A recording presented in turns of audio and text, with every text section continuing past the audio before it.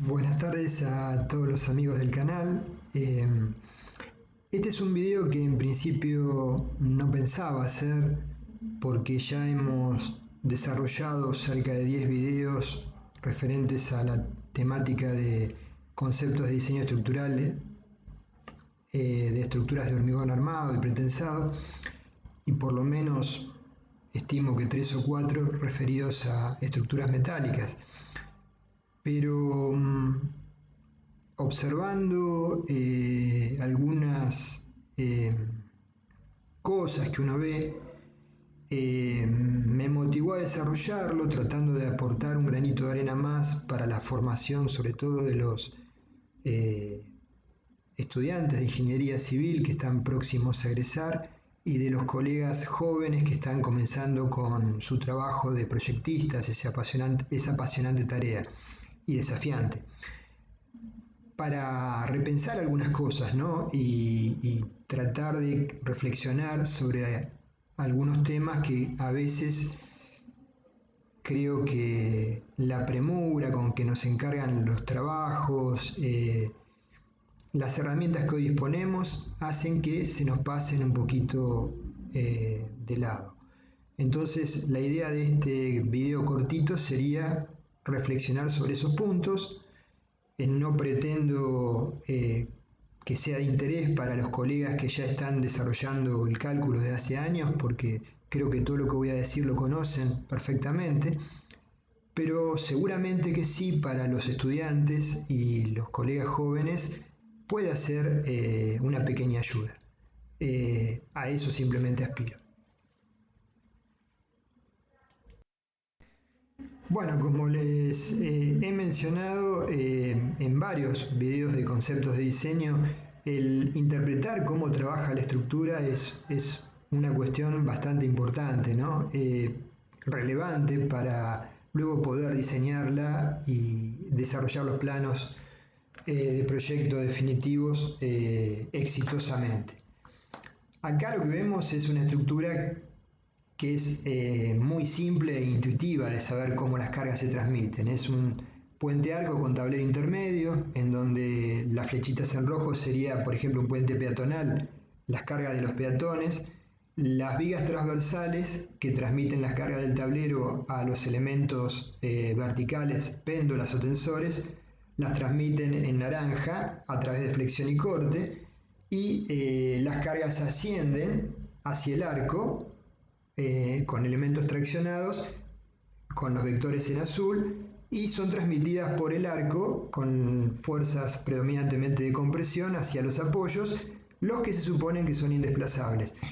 Por supuesto que si uno está planteando esta estructura debería tener el estudio de geotecnia y saber que los apoyos son roca seguramente para efectivamente ser indesplazables, si no va a ser realmente muy costoso generar una fundación en función de la magnitud del puente, quizás no tanto si el puente es peatonal, tiene cargas livianas y bueno, un suelo no tan malo, pero igualmente va a ser muy costoso generar una fundación que se pueda asumir como no desplazable. El camino de las cargas acá se interpreta muy fácilmente. Para otras estructuras, que son la mayoría de las que vamos a tener que abordar en la vida real, no es tan claro. Entonces, los modelos espaciales nos permiten obtener en segundos las solicitaciones en los diferentes elementos. Pero una buena forma de entender si hay alguna dificultad con ese modelo, tanto sea con el modelo mismo, con las cargas, con las condiciones de borde o con alguna cuestión inherente a los resultados, es interpretar cómo es el camino de las cargas que estamos analizando hasta la fundación, imaginar cuál es la deformada de la estructura y a partir de ahí tratar de evaluar los resultados que tenemos a mano. Acá tenemos, por ejemplo, una pila de un puente donde tiene dos apoyos. Podrían ser perfectamente una viga cajón celular de una célula o más, generalmente son postensadas, que apoya sobre esa pila. ¿Y cómo sería la transferencia idealizada de cargas? ¿Sí? o sea, en este caso traducido en tensiones de compresión y de tracción, desde el punto de aplicación de las cargas que transfiere la viga cajón a la base de la pila, a un corte a una cierta distancia del coronamiento de la pila.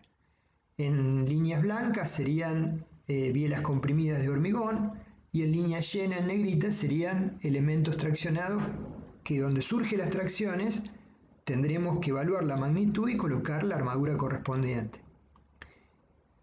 Abajo vemos a la derecha un modelo de elementos finitos donde se visualizan las tensiones principales de tracción y compresión, asumiendo un comportamiento elástico del material, que es una buena aproximación para tener una idea del trabajo, pero no se corresponde exactamente con una estructura de hormigón armado, en donde también se refleja el camino de las cargas, analizando el camino de las isostáticas de compresión y de tracción. Ya lo decía el profesor Eduardo Torroja, las estructuras de hormigón armado no trabajan como las calculamos, sino como las armamos, ¿sí? Y cuando hablo de cómo las armamos, me refiero a que hemos interpretado correctamente ese camino de transferencia de las cargas y lo que generan esas cargas sobre la estructura, cómo la estructura se deforma y a partir de cómo se deforma, dónde están ubicadas las compresiones, para lo cual el hormigón tiene la capacidad adecuada para tomarlas, y dónde están ubicadas las tracciones, para lo cual el hormigón, como ya sabemos, carece casi totalmente de la capacidad para absorberlas, salvo para nivel de cargas de servicio, si efectivamente asumimos que toma tracciones. Entonces, si comprendemos cómo trabajan las estructuras, podremos armarlas adecuadamente para que funcionen satisfactoriamente, ¿sí? Pero si por ejemplo la viga de arriba la calculé como una viga continua, con dos vanos iguales y una carga uniforme, pero me olvidé, omití, no coloqué el refuerzo superior para tomar momentos negativos en la zona del apoyo interno, la viga me va a decir: ingeniero, lo lamento, yo no voy a trabajar como una viga continua, voy a trabajar como dos vigas simplemente apoyadas, la de la izquierda saluda a la de la derecha, se separan, se fisuran, y cada uno tomará el momento flector asociado con una viga simplemente apoyada, ¿sí? Se incrementará sensiblemente el momento positivo, habrá que ver si la armadura que colocamos es adecuada para tomarlo, y se van a incrementar sensiblemente las deformaciones y probablemente las fisuras. A su vez, esto ya no tiene que ver con el proyecto, tiene que ver con como ingenieros de obra, con el cuidado y el cariño que le ponemos al control de la ejecución de las obras, ¿no? Para que no se produzcan problemas como el que vemos en la foto, de ejecución, desplazamiento de armaduras, o bien en la etapa de proyecto no se produzcan problemas tan groseros como lo que vemos en los dos dibujos. Una columna que carece de estribos suplementarios para impedir el pandeo de las barras más alejadas de las esquinas, o una columna sobre la cual a una cierta altura carece de los estribos porque se supuso que la losa contigua o la viga contigua restringía el pandeo, pero no en todas sus caras, ¿sí? Y por ende se necesitaban colocar estribos. El profesor Álvaro García Menseguer define la calidad de una estructura como que depende fundamentalmente del diseño de las armaduras. El diseño de las armaduras como proyectista, yo ya lo he mencionado anteriormente, es todo un arte, ¿sí? Y es algo realmente apasionante para los que nos gusta el diseño de estructuras, tanto sea, por supuesto, de hormigón armado o pretensado.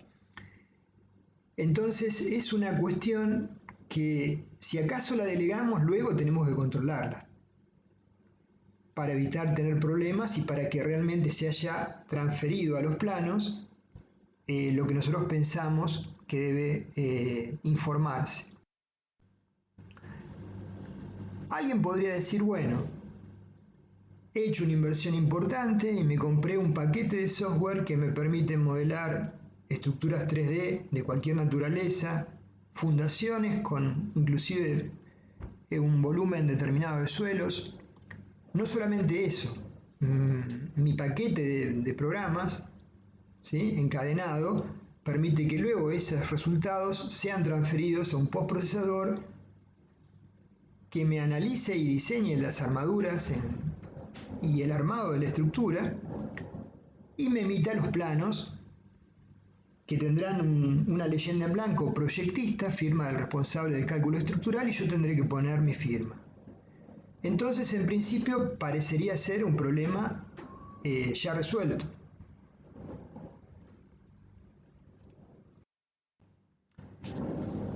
Hemos mencionado en algún video de metálicas, por ejemplo, que, por ejemplo, tenemos un arco, ¿sí?, con columnas metálicas, un arco metálico y un tensor. ¿Por qué le coloco el tensor? Porque lo que trato es de que si las cargas D más LR, D no será tan relevante porque es una estructura liviana, pero LR puede ser sobrecargas accidentales que no serían en principio tan relevantes, pero puede ser S, por ejemplo, la sobrecarga de nieve. Entonces, bajo esa situación, 1,2 de D más 1,6 de S, el arco tendería a trabajar predominantemente a compresión y el tensor impide que se abran las patas del arco, las columnas difícilmente lo puedan hacer, tomando la tracción. Y funciona estructuralmente muy bien. Entonces armé mi modelo, armé las columnas metálicas que supongo empotradas en la base, después veré cómo diseño las columnas, los troncos de columna y las bases, y las vinculaciones de las columnas metálicas con los pernos. Corro el modelo, evalúo las tracciones sobre el tensor para ese estado, 1,2 de D más 1,6 de S, nieve simétrica y también nieve asimétrica. Le coloco también la condición de viento, 0,9 D más 1,6 de omega, normal a la cara mayor y paralelo al eje. Obtengo los resultados, los paso al postprocesador que me diseña la estructura y tengo el resultado final. Ahora, algunos programas detectan cuando un elemento es excesivamente esbelto y tiene una tendencia a ser inestable. Otros no. Entonces, en algunos programas, por ejemplo el tensor, se le puede poner un comando que sea solo tracción, que solo puede admitir tracciones, que no puede admitir compresiones.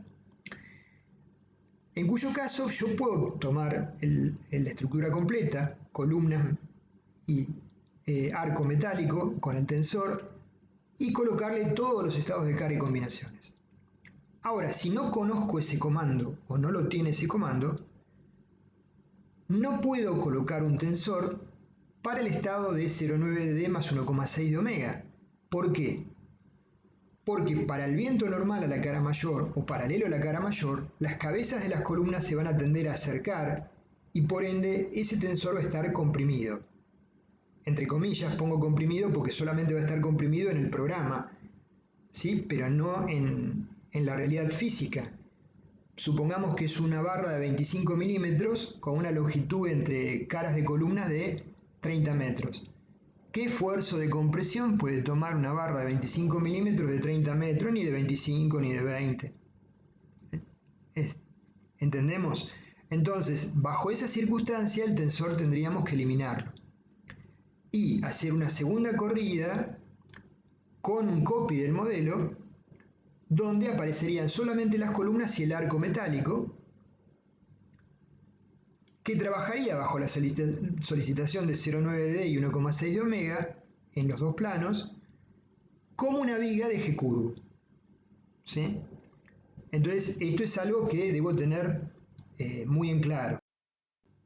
Acá hay por ejemplo, un arco que desarrollamos para un hangar en una zona donde las intensidades de la nieve es muy baja, o la probabilidad de ocurrencia, y la sobrecarga de uso de la cubierta es baja también, LR.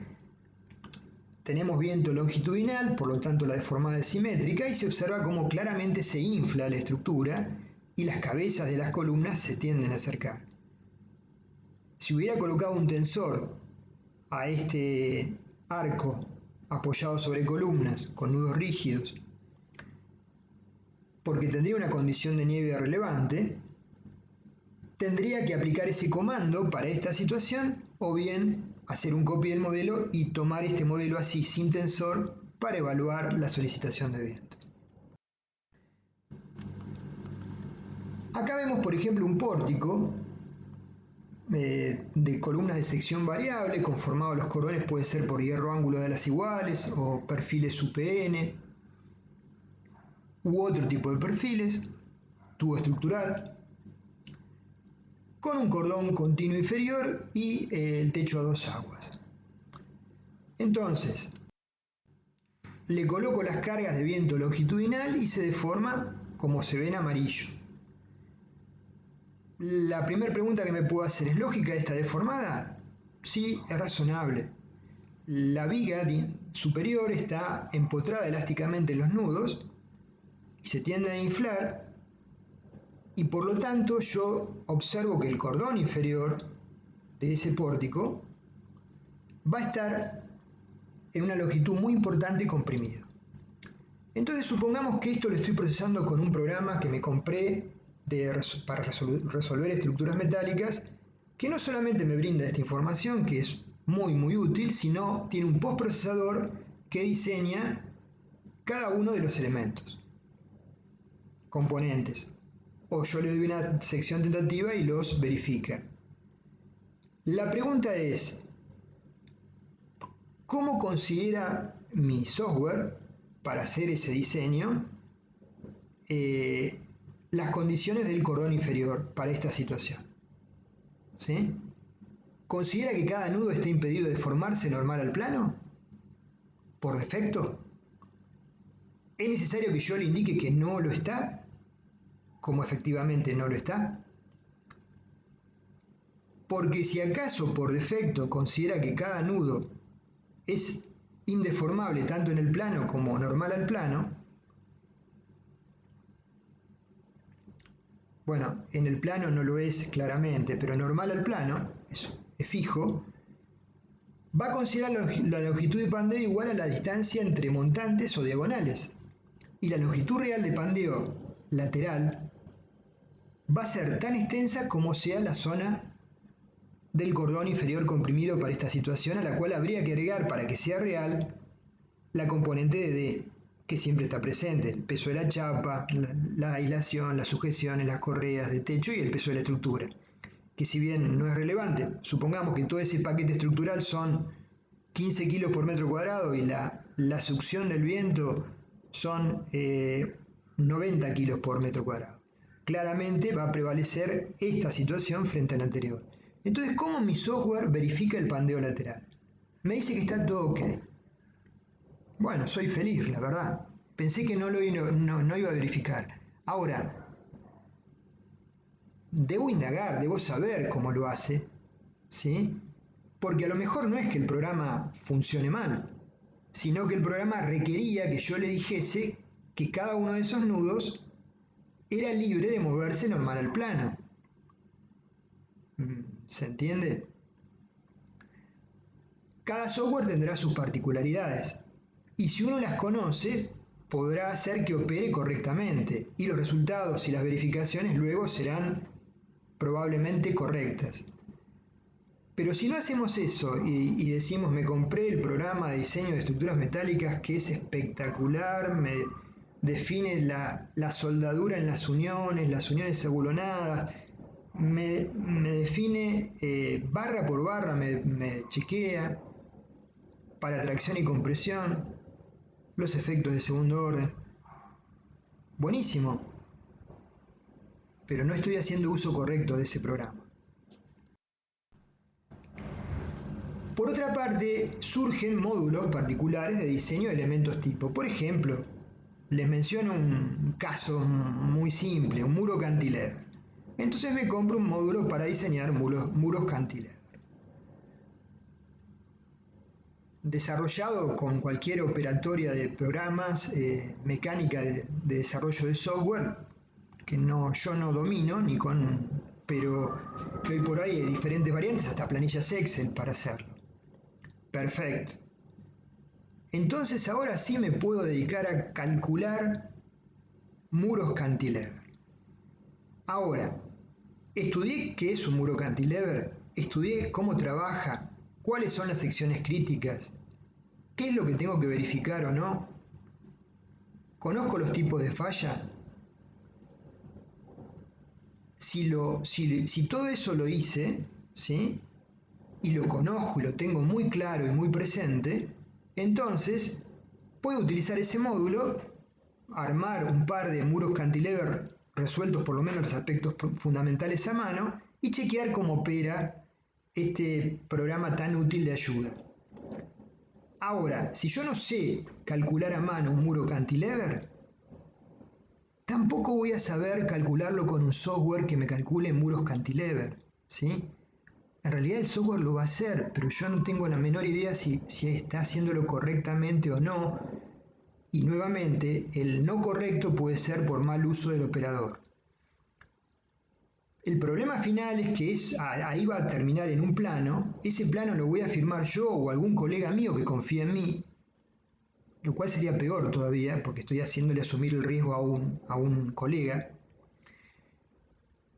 con el consecuente peligro sobre vidas y sobre bienes materiales.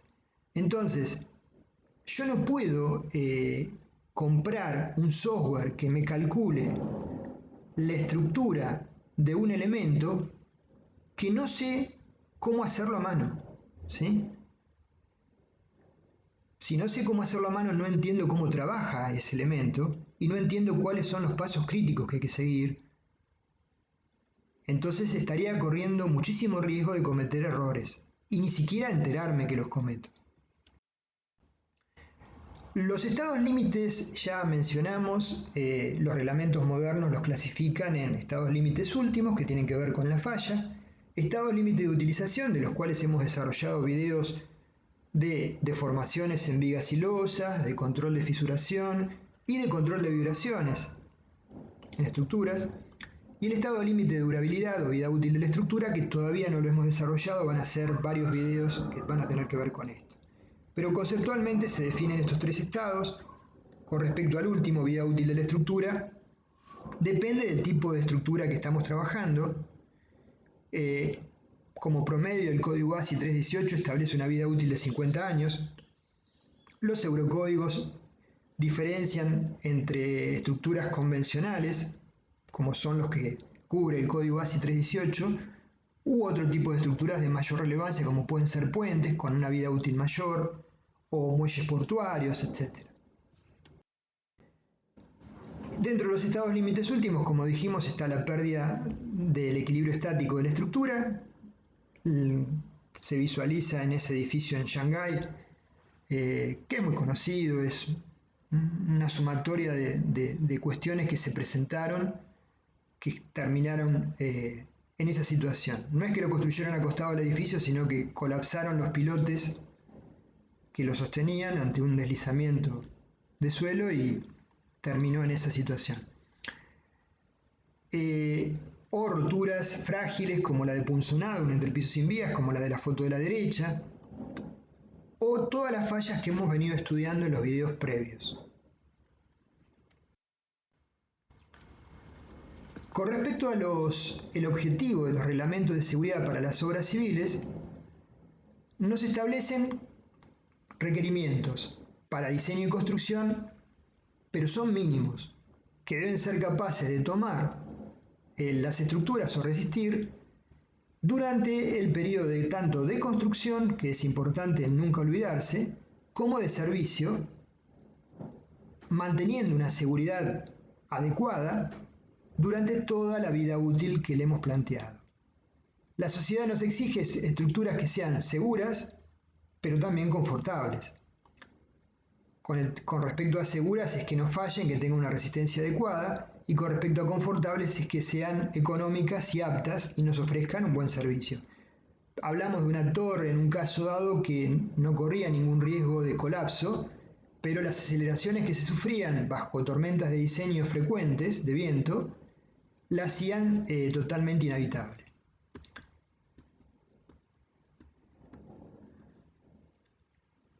Cuando hablamos de sociedad estamos hablando de los propietarios o los dueños de la obra, los que han encargado la obra, encomendado la obra, los usuarios de esa obra y los ingenieros que nos encargamos de desarrollar ese proyecto.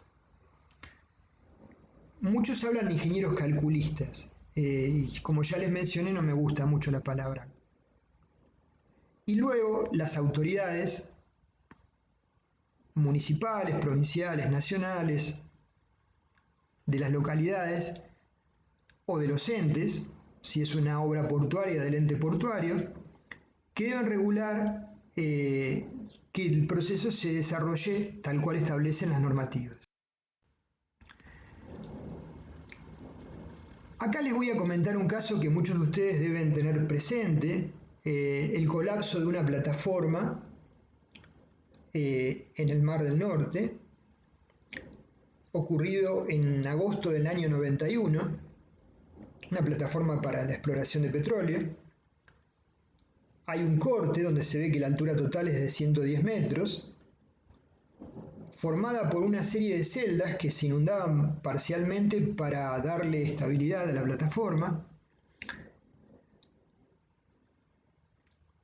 Estas celdas, de 24 metros en la parte inferior de diámetro, eran, como dijimos recién, inundadas para hacer estables las plataformas, y así se ejecutaron varias, y marcamos en línea punteada un detalle, el detalle de la vinculación de la celda 3 con la 2, la C3 con la D2 con la D3.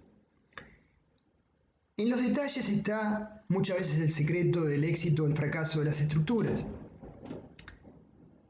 En este caso, cuando se definió esa zona tan pequeña frente a la estructura completa, ese detalle, se cometieron varios errores. Uno de ellos fue un error en el modelo de elementos finitos desarrollado que quizás de alguna manera tenía que ver con que era la década del 90, los software no tenían la potencia que hoy tienen, y entonces había que modelar, discretizar la estructura de una forma mucho menos fina que lo que se debería haber hecho. ¿Qué pasó con esa celda en particular? El modelo de elementos finitos arrojaba tracciones horizontales, como están marcadas, que las debían cubrir, ¿sí?, esas barras de diámetro 25 milímetros con anclajes mecánicos.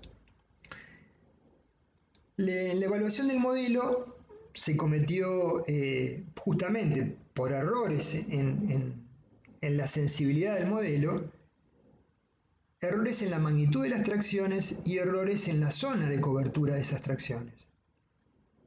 Y se corrigió este detalle de este perno, reduciendo su longitud y anclándolo mediante estas topes laterales. La falla que se produjo fue frágil, repentina, y a través de una fisura potencial que cruzó a la unión de la celda justo al lado del perno, evitándolo. Fíjese un aspecto interesante. Más allá del problema en la modelación, que también estuvo esto lo desarrollaron grandes estudios de ingeniería, por un lado la ingeniería de base, la ingeniería de detalle, y fue revisado por estudios también importantes, pero si más allá del problema en la modelación de base, si alguien hubiera analizado el plano sobre la mesa con experiencia, hubiera dicho qué feo se ve un refuerzo de 25 milímetros con esa extensión, ¿por qué no prolongarlo más? ¿Sí?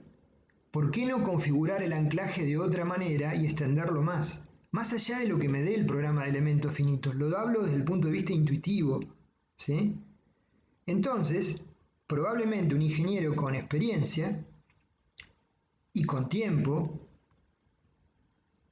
observando ese plano sobre la mesa, hubiera corregido eso y se hubiera evitado esta situación, aun cuando el programa hubiera indicado que no había problemas con esa resolución.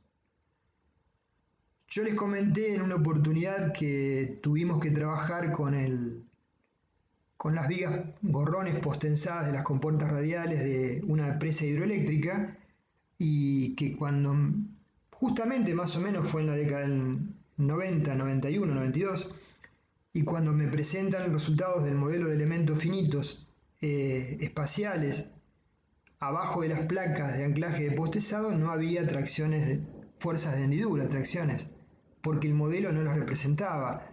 En ese caso, con la poca experiencia que teníamos y éramos 2 personas nada más, tomamos el criterio de decirle, bueno, mire, el camino de las cargas es este, y acá las isostáticas de compresión se tienen que abrir para uniformarse, y cuando se abren aparecen isostáticas de tracción normales. Entonces, si su modelo no lo tiene, es un problema de su modelo, pero van a existir, y por ende hay que colocar esa armadura.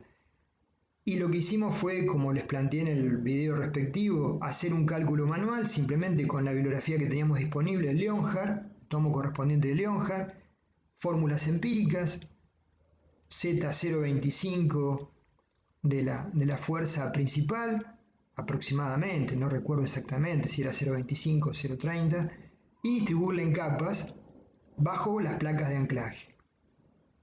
Orden servicio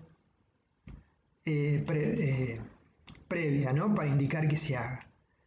Entonces, si un modelo arroja resultados que no son muy adecuados con lo que uno entiende que debe ocurrir, nosotros tenemos la facultad de hacer un análisis crítico y hacer una verificación independiente y corregir ese resultado que nos están entregando, para evitar justamente llegar a una situación límite. Esta es otra estructura que muchos de ustedes conocerán. Era un puente peatonal con una ingeniería bastante interesante en Florida, de 53 metros de largo, postensado, como se ve, una losa postensada, con diagonales y una cubierta superior de techo, un puente peatonal, en una situación que se estaba trasladando hacia sus apoyos definitivos. Eran 2 vanos que después se iban a vincular. El 15 de marzo del 2018, como vamos a ver en las fotos que vienen, se produjo la falla repentina y frágil de esta estructura. Acá estamos viendo el proceso de colocación sobre la avenida principal. Sobre esa avenida había frecuentes accidentes de los estudiantes que iban a la universidad, y se quería evitar con este puente, naturalmente, esa situación, disminuir el riesgo. Entonces acá están trasladando el 13 de marzo, y por poner en su posición definitiva uno de los tramos de ese puente. El 15 de marzo, mientras estaba trabajando sobre uno de los sectores del puente, se produjo esta situación. Como ustedes pueden ver, hay autos que están aplastados por la estructura que colapsó. Hay diagonales que han punzonado la losa de techo. O sea, fue un fallo absolutamente frágil, todo lo contrario de lo que venimos inculcando y solicitando. No hubo aviso de mal funcionamiento, y por ende hubo consecuencias muy trágicas y pérdida de vidas. Más allá de que haya causado este fallo, si en el diseño se hubiera evaluado que el colapso eventual fuera dúctil, habría existido la posibilidad al menos de cerrar el tránsito, la avenida, cosa que no ocurrió, y desalojar la zona de trabajo de los operarios sobre el mismo puente. Y esto ocurrió hace pocos años en un país del primer mundo. Mencionando a veces errores en los sistemas de anclaje, este es un puente arco, son dos paralelos con elementos tensores y el tablero inferior. Bueno, esta es la situación cuando fallaron por un problema de diseño los anclajes correspondientes a la vinculación de los tensores con el arco. Entonces, el arco trabajó con cargas asimétricas hasta que se produjo la falla de todos los tensores y por lo tanto colapsó. Y la viga, que era una viga post-tensada, estaba preparada para trabajar eficientemente, sostenida por esos puntales que eran como resortes. Cuando perdió esos apoyos, se transformó en una viga simplemente apoyada con la luz total. Fíjense la ductilidad de esa viga, que se llegó a deformar tanto hasta apoyar en el lecho del río cuando colapsó, con la armadura claramente en fluencia y el hormigón superior del centro de la luz que agotó su capacidad de tomar compresiones, y fue una falla, esta sí que fue una falla absolutamente dúctil.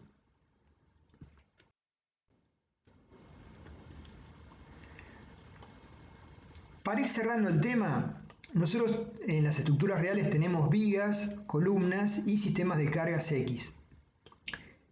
Nuestros modelos normalmente representamos las columnas por barras y las vigas también por elementos de barras, y las cargas terminamos adoptando normalmente cargas uniformes o con variaciones trapezoidales, etc. Y arrojan el cálculo habitual, diagramas de corte con variación lineal ante este tipo de cargas y momentos flectores con parábolas que se cuelgan desde el punto central, momento negativo, en función de la rigidez que tengan ese nudo o las relaciones de rigideces entre los vanos. Si lo modelamos mediante la transmisión de cargas a ese sistema con una losa modelada con elementos finitos bidimensionales, entonces esa transmisión de cargas ahora no va a ser una carga uniforme, sino va a ser carguitas concentradas a través de cada uno de los nudos de vinculación de la losa sobre la viga. Y por ende el diagrama de momentos va a ser aserrado, ¿sí? O sea, no va a ser continuo, va a ser una poligonal, y el diagrama de corte aserrado con escalones, producto de que el esquema de cargas que estoy transfiriendo, que representa la carga uniforme, es el que ven ustedes en el modelo. En la medida que la densidad de la malla sea mayor, la tendencia al diagrama a ser continuo va a ser mayor naturalmente. Hay una sensibilidad en función de la densidad de la malla. Y para cerrar el tema, esto ya lo dijimos anteriormente, pero hay una publicación de la revista AIE de mayo del 2018 que nos dice: existen sistemas que emiten documentación que supuestamente es constructiva, pero que suele distar mucho de serlo por no corresponder al funcionamiento de la estructura real. Puede brindar información confusa o por soslayar reglas constructivas básicas. Yo estoy repitiendo textualmente lo que dice la publicación de esta revista. Entonces, como consejo para aquellos jóvenes estudiantes de ingeniería y colegas muy jóvenes, utilicen los software, si no, no van a conseguir ningún trabajo, pero háganlos con responsabilidad. Y siempre interpretando cómo la estructura va a trabajar y siempre imaginando cuál va a ser la respuesta de la estructura para las cargas que ustedes están planteando. Bueno, gracias por su atención, nos veremos en el próximo.